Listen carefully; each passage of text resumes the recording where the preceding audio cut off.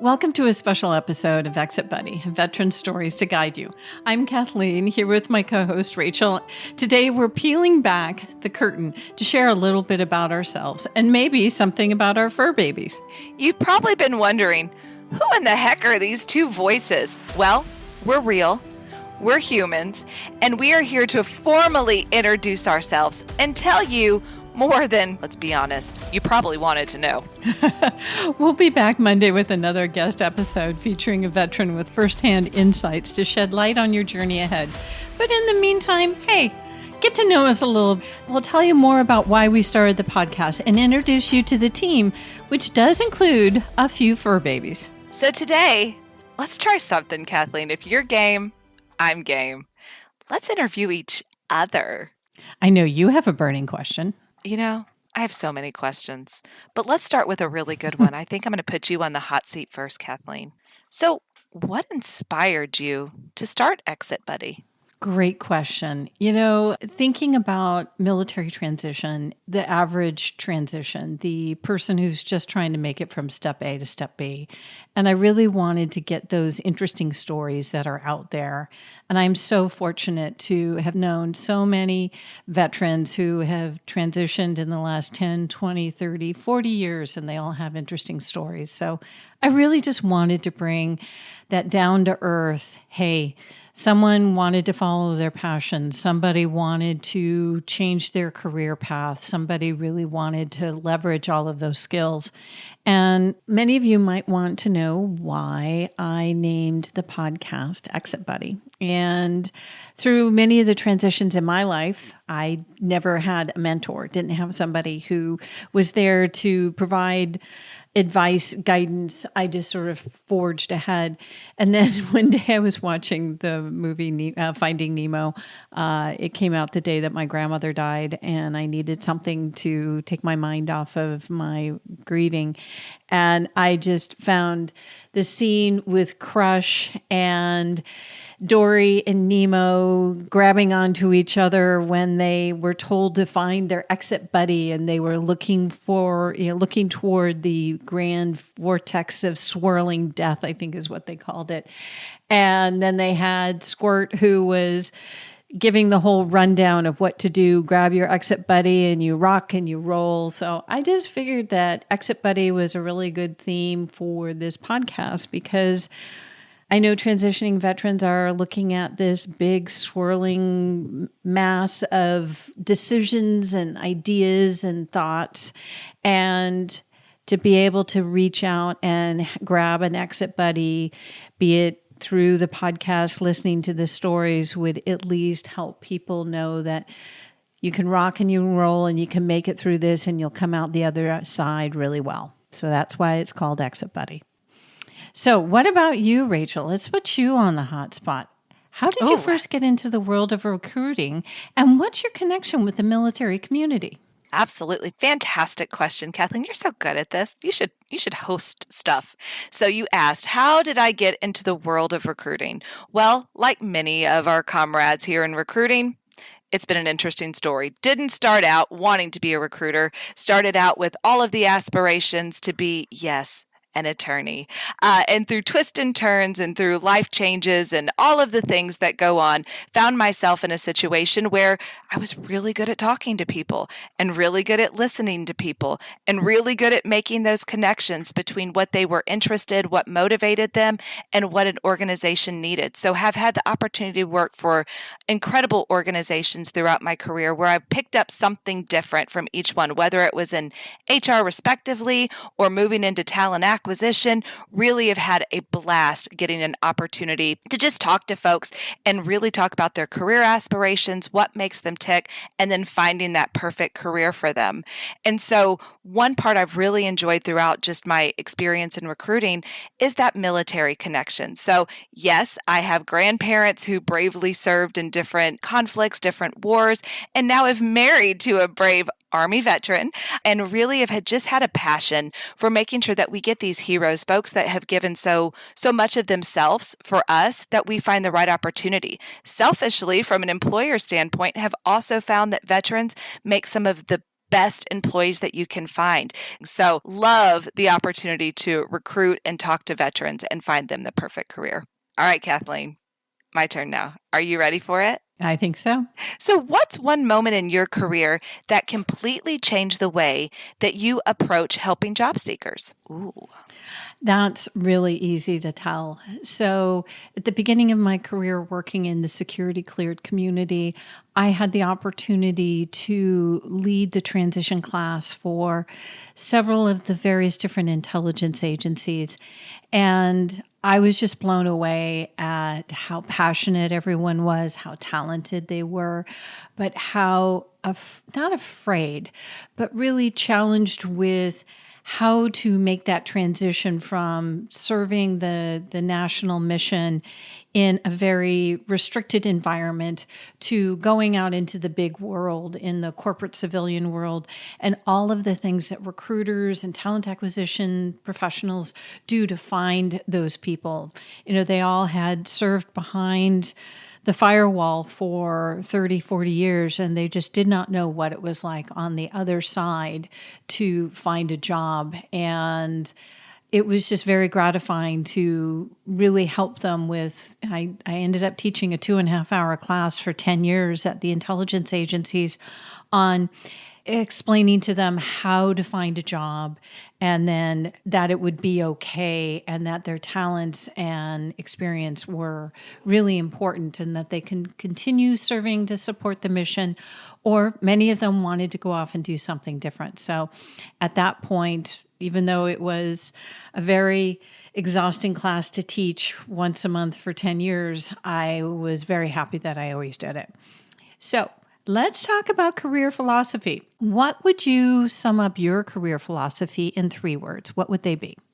That's a good one. If I had to just boil it down to 3 words, I would probably start with passion, authenticity, and then end with a little bit of transparency. What about you, Kathleen? Okay. Network, and more networking. I really think that you find more through a lot of networking. So what piece of advice would you give to someone transitioning from the military world to the civilian world?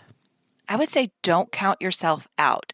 I think so oftentimes what I hear from folks that are transitioning is, well, I've never done that before. I don't know what that means. Can you help me understand? And so I think there's so many skills that you are already coming locked and loaded with. Don't count yourself out. Ask questions, be brave and say, hey, do you mind telling me what that acronym means? Or can you tell me how this would apply? Or, hey, I've done something similar. Be brave, be courageous, and don't count yourself out.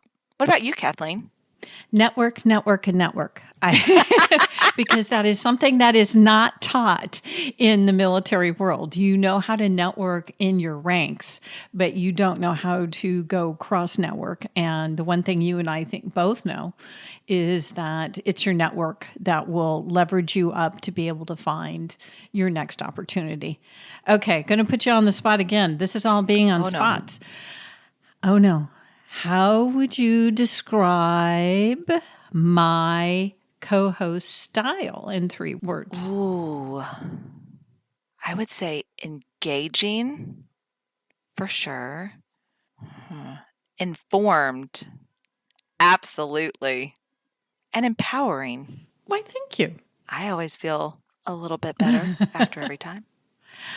I would describe yours as delightful, because just the way you say things is just always wonderful. And you are very passionate about recruiting and talent acquisition. You really, really want people to understand how professional the recruiting career is. And you just have so much integrity. I just have really appreciated what you bring to every single interview with just unbelievable integrity. Okay, now that we're dabbing our eyes. Who usually keeps the conversation on track and who derails it? I know the answer to this one, but what do you say? I'm going to blame Doug on here. Yeah, He's a silent partner. It's Doug. Definitely Doug. Definitely not his fur mama out there. But Yeah, no, I think we probably have some equal skin in that game out there. Yes, we do. Yes, we do. But definitely Doug. Definitely Doug. Yes, it's definitely Doug. So speaking of Doug, who is one of our fur babies, so do we let our fur babies co-host? I don't think we let them. I mean, I know my fur babies basically are sitting on my feet and they don't bark, but your fur babies get a little bit more involved, right?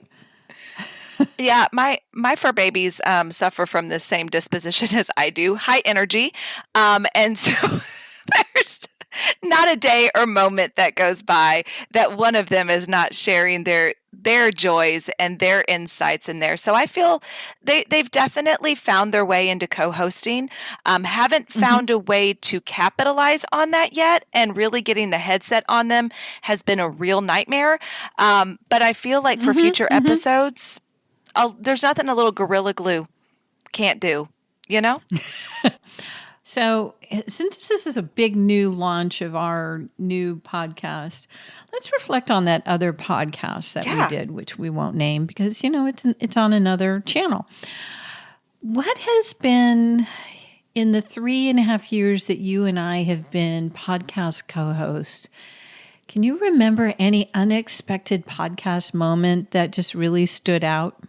Oh gosh. There's been so many. And I don't know if there's one that just stands out as completely unexpected.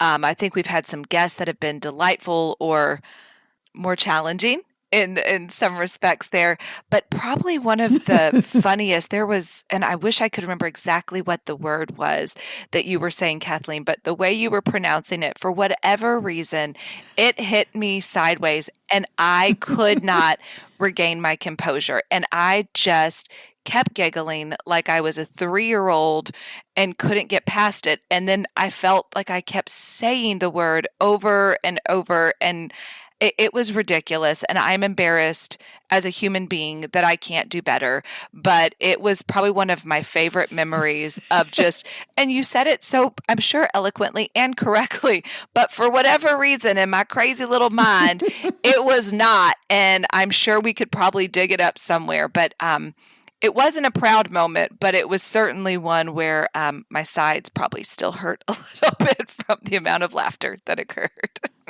What about you? Was there anything that you're like, we did that?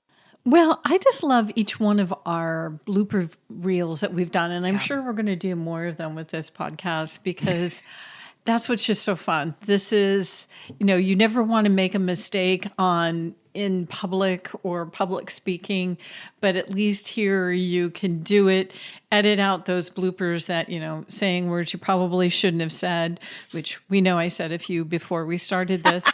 and and just being able to laugh at ourselves. So I think that those have been sort of the greatest thing, is being able to laugh at ourselves, that we do so well on the podcast, but then also being able to say, oh my goodness, I had to redo that sentence like 7 times before I could get it out. And I know that our pets, our fur babies, probably could, do a better job. What do you think they would say about us as hosts? Oh, goodness. I think each of mine would probably say something different. I think Colby, she's my little boxer. She's pretty encouraging. So she would be like, Mom, that was good. Like, you did great. You are an expert. Anu, my Great Pyrenees, has a lot of opinions and a lot of feelings. And I feel like Anu would tell me, you could do a lot better at that. I feel like you've got some opportunities there, Mom. You talk too much. You talk too fast. Like, your voice moves too much. I feel like Anu has constructive, but a little bit hurtful feedback. And Doug would tell me, Mom, you sure sound pretty. What about Lucy and Max? I feel like they would have opinions. They're both asleep. So I have no, other than listening to them snore. So I sometimes take that a little bit sort of like, wow, my dogs are snoring while I'm presenting. I guess I'm not that good. So, but they still look at me with those big, beautiful eyes afterwards. So I'm not taking it too personally. No. So I know what my power song is. How about you? What's your power song? Oh, gosh. So many of them.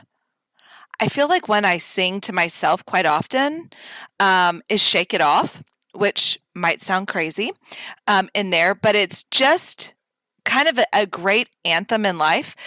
You could definitely tip into so many good ones out there. Celine Dion also really gets me going just because, it's Celine Dion. But I think I probably hum along to Shake It Off quite often because it's a good reminder. Sometimes you just gotta, gosh darn it, shake it off. Kathleen, you teed it up. Give it to us. And that's why I love you. That's why I love you. We have the same power song, Shake It Off. And that's why, yes, friends, you saw the two of us. We were there in Nolans, shaking it off for good old Miss Swift. Well, we have probably shared more than even the IRS wants to know about us. So that's us, Kathleen, Rachel, and our furry squad, here to support your transition from military to civilian life. Thanks for tuning into this special episode. We look forward to introducing you to our next veteran guest next Monday. So be sure to get out there and follow on your favorite platform so you don't miss what our next exit buddy has to share. Catch you in the next episode. Toodles! Woohoo!